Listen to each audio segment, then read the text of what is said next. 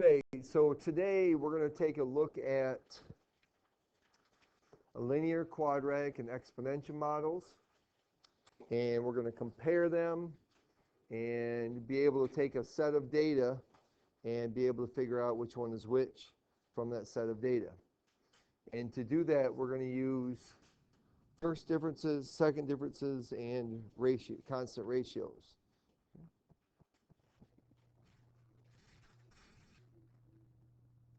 So here we have three sets of data.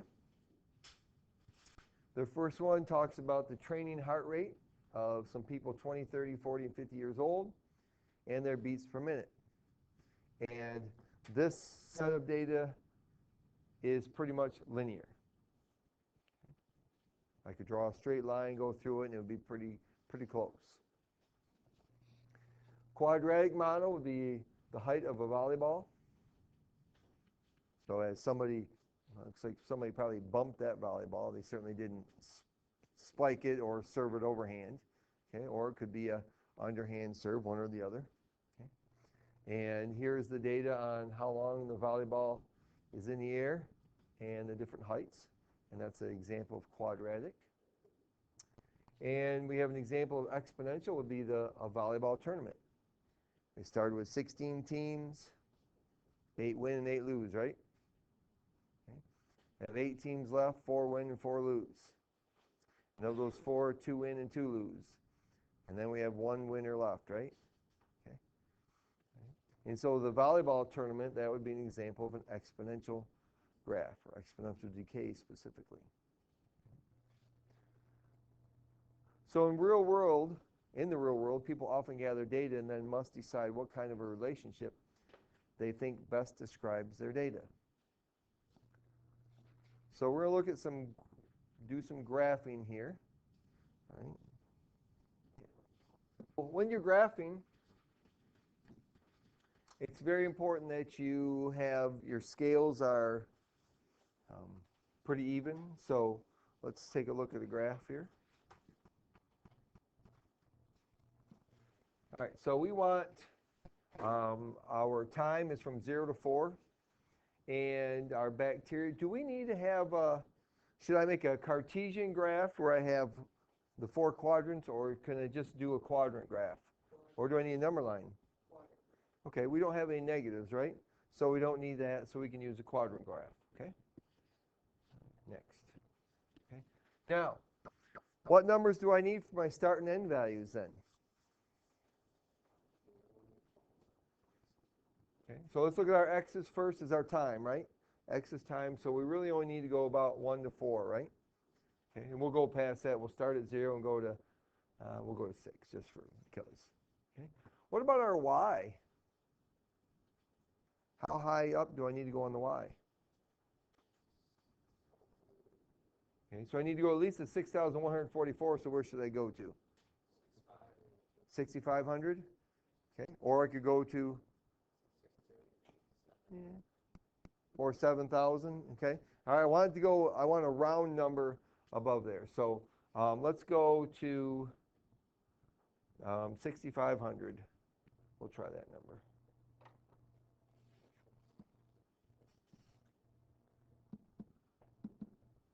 Okay. Now, if I go in steps of 1, that's going to be pretty rough. So what should my steps be? How much? 1,000? Okay.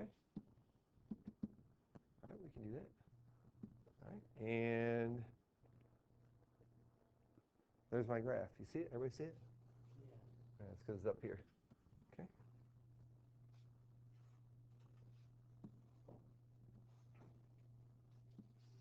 All right, so that'll work.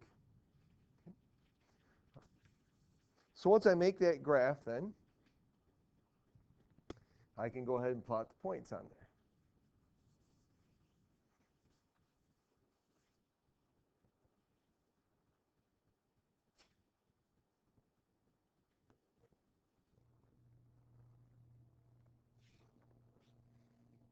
So we have at 0, it's 24. Ooh. That's going to be about down at the bottom of my line, isn't it? Okay. 1 in 96 is going to be much higher than that, a little bit. 2 and 384. That's not quite to the middle here. 3 and 1536. Okay, that's about middle here.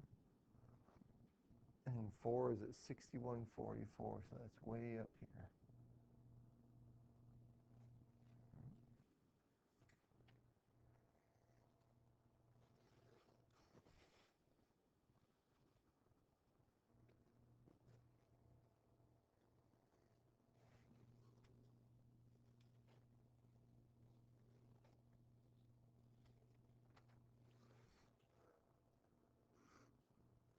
So what kind of model do you think best describes this graph then? Oh, let me give you a minute. Some of you are still plotting those points. Is that linear? No. Quadratic? How about exponential? Okay, all right. So this definitely appears to be exponential.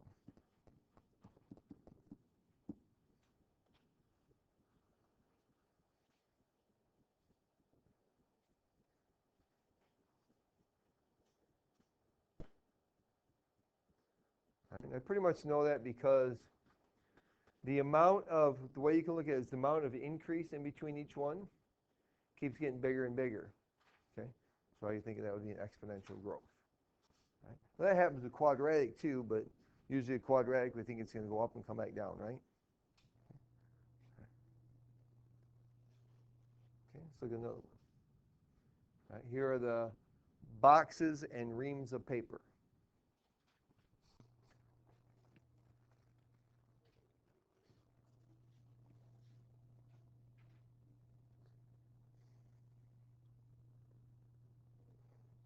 Oops, sorry, just a second.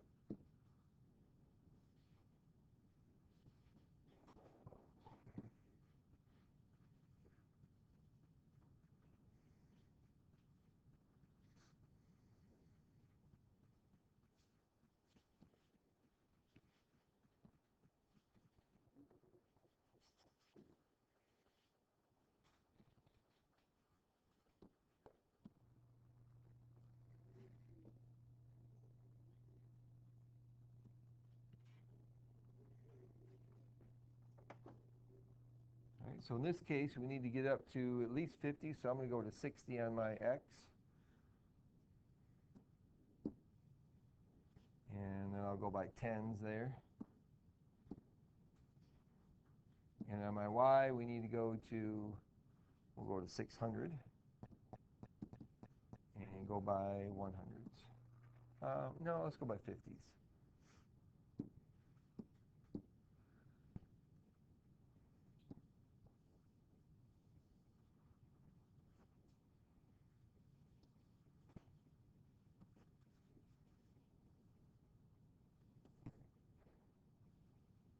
So we have boxes on our horizontal axis and reams of paper on the vertical axis.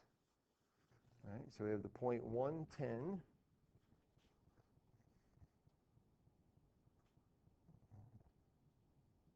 Oops, 110, that'd be about right there.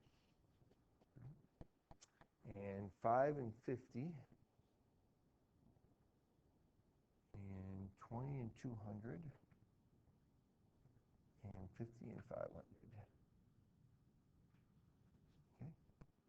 Well, if we went back to 0, how many would there be? 0. Why?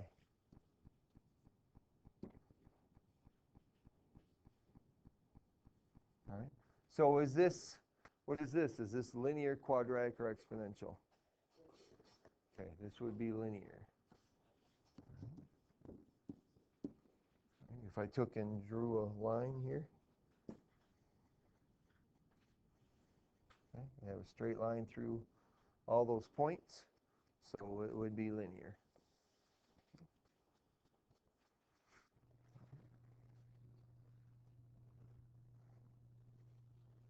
Okay, I want you to do letter B down here. I'm going to check it out. Letter B. Just letter B.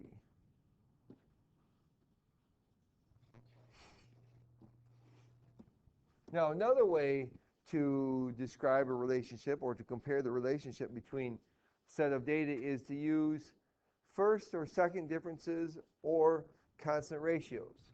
And so over here I have highlighted a reminder of when the independent variable changes by a constant amount. So we want the input or the independent variable, in this case times, we're talking about height of a golf ball, they have to change by a constant amount. If they don't change by a constant amount, you can't use first or second differences or constant ratios. So if the first differences are constant, it's a linear function. If the second differences are constant, it's a quadratic. And if we have to use constant ratios and we divide them, then it would be exponential. So the first thing we always want to check and see is, are the x's or the input variable, independent variable, are those all changing by a constant amount? Yes, these all change by 1, right? Okay. 4 minus 3 is 1. 3 minus 2 is 1. 2 minus 1 is 1. And 1 minus 0 is 1. So those change by a constant amount. So now I can check my differences, okay, and see if they're the same. Right? So that means I'm going to take the next number and subtract the previous number. Okay. So let's start at the end and work backwards. What's 68 minus 100? Negative 32. Okay. And 100 minus 100 is 0. Okay. 100 minus 68 is positive 32. And 68 minus 4 is 64. Okay, are those all the same? Okay. If they were, then it would be a linear function. Okay. Well, let's try it again to see if we get the second differences are the same. We did the first differences here. Let's do the second differences. Negative 32 minus 0. Okay. Negative 32. 0 minus 32. Negative 32. And 32 minus 64. Okay. So since those are, the second differences are all the same,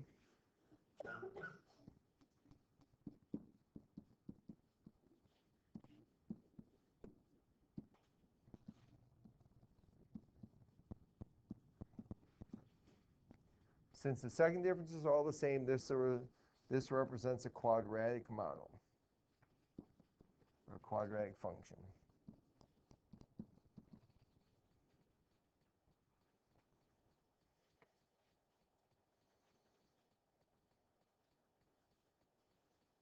Okay. You guys remember doing that? And actually, at the thing I went to the other day, we actually figured out how to find, with this being a quadratic model, that we can use this number here, negative 32, to figure out some numbers for our function, the actual true values for the function. Okay, everybody got that? Letter B. Here we have money, time in years, and the amount in dollars. Let's use our common sense a little bit, okay? All right, money. If you put money in the bank, does it change linearly? You gain the same amount all the time. No. You're going to get $5 this year, $5 next year, $5 the following year, and so on. What if you have interest on your money? Is that a linear relationship? No, because it's going to, every year it's going to go up more, right? Okay. So since this is an issue with money, then we should check the constant ratios because it's probably exponential. So you have to think about the situation a little bit and see what happens. Because like the last one was a golf ball, right? You hit a golf ball, what does it do? It goes up and then it comes back down. Okay, what kind of relationship is that? That's quadratic. Okay, here we're talking about money. Money goes, and as you have more money, then the amount of interest you get increases, doesn't it? Okay, so we check our times. Yep, these all change by 1. Then since we're dealing with money, we need to do the constant ratios. Well, what does that mean I do then? What do I do for constant ratios then? We're going to divide, okay? So we're going to take the last number, so divide the one before it, and keep going. So we do 1601, oops, 1601.04 divided by 1368.57. All right, and we get 1.17 approximately. Okay. Then we do that with the next one. 1368.57 divided by 1169.86. Right? Get the same number, approximately 1.17. Okay? And I know that if I divide these, okay, I'll get the same number, right? Because when I divide by 1,000, all I do is move the decimal 3 places. Okay? Approximately 1.17. Okay? So since the constant ratios are the same,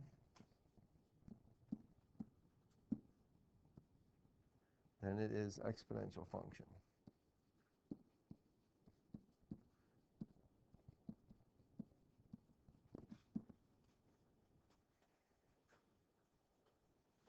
Okay. So if you do the first differences, so look at the problem first of all and think about the problem. Okay. Would it be first difference, second? Is it linear? Does it appear like it might be linear? Does it appear like it might be quadratic? Does it appear like it might be exponential? Okay. And figure out which one it looks like to start with, and then that'll give you an idea. Okay. So we're not going to do these, but we're not going to do this one, but look at this one for a second. Okay. It starts negative 2, 10, negative 1, 1, 0, negative 2, 1, 1, 2, 10. What do those points do? What do they do? Think about those points for a second. Look at my y values. I go from 10 to 1 to negative 2, back to 1, back to 10. So they go down, then they come back up, right? Well, what is that going to give you? Is that going to give you exponential? No. Is that going to be linear? No, okay? So I have a pretty good idea just by looking at them what it should be, okay? All right. We're running out of time. Here's your assignment.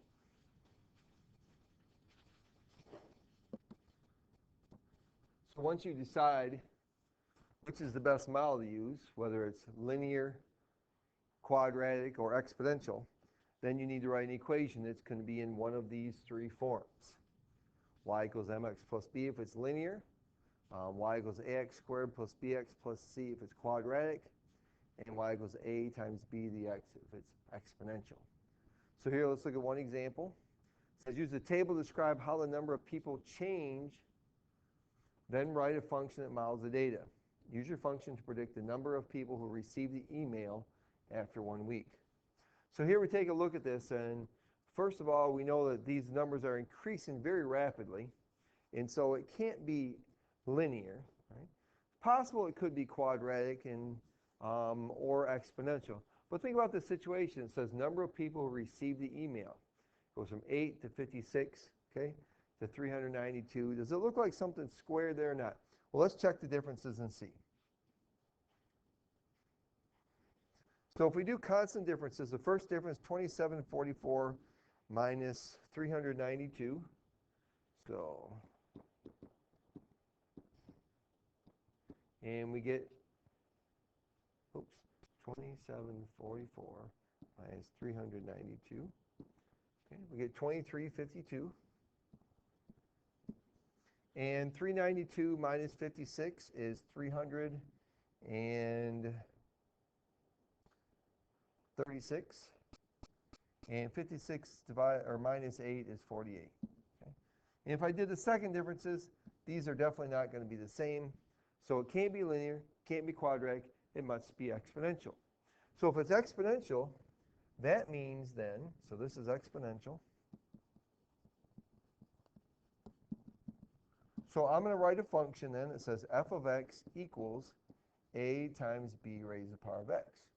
Well, a is our starting number. So it starts out with when when x is 0, y is 8. So our starting value is going to be 8. Now I need to know, what does it take to get from 8 to 56?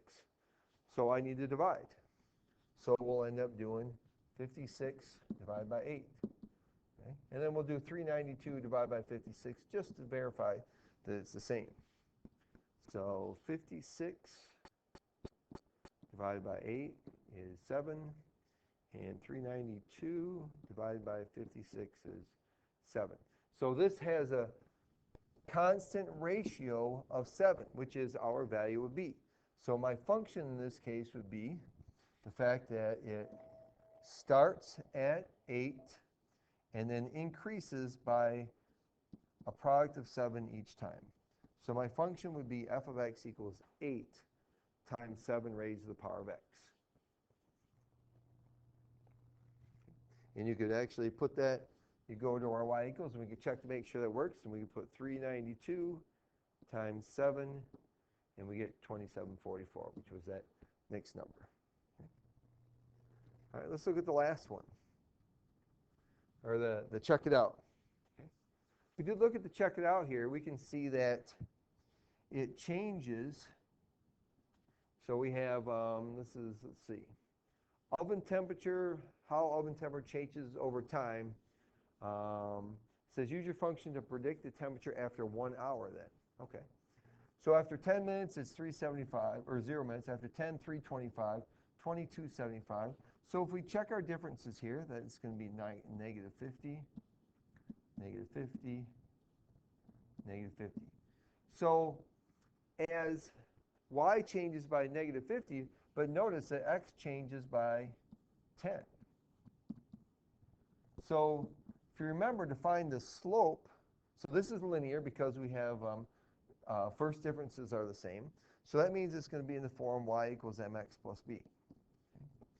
Well, to find the slope, slope is defined as change in y over the change in x. Okay?